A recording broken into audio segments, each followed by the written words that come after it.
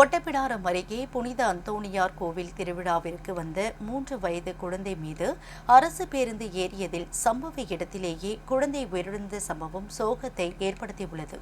தூத்துக்குடி மாவட்டம் ஒட்டப்பிடாரம் அருகே உள்ள புளியம்பட்டி கிராமத்தில் புனித அந்தோணியார் கோவில் திருவிழா கடந்த 29ஆம் தேதி கொடியேற்றத்துடன் தொடங்கியது.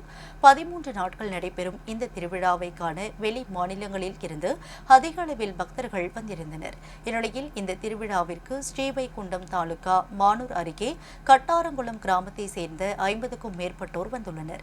இவர்கள் அனைவரும் கோவில் அருகே தங்கியிருந்த நிலையில் அரசு பேருந்து பயணிகளை இறக்கிவிட்டுள்ளது.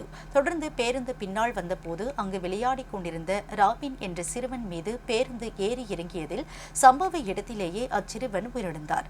தாய் தந்தை கண்முன்னே நடந்த இந்த சம்பவம் அங்கிருந்தவர்களை உலுக்கியது. தகவல் அறிந்து வந்த புளியம்பட்டி போலீசார் ராபின் உடலை மீட்டு திருநெல்வேலி அரசு மருத்துவக் கல்லூரி மருத்துவமனைக்கு பிரேத பரிசோதனைக்காக அனுப்பி வைத்தனர். மேலும் சம்பவம் குறித்து புளியம்பட்டி போலீசார் வழக்கு பதிவு செய்து விசாரணை மேற்கொண்டு வருகின்றனர்.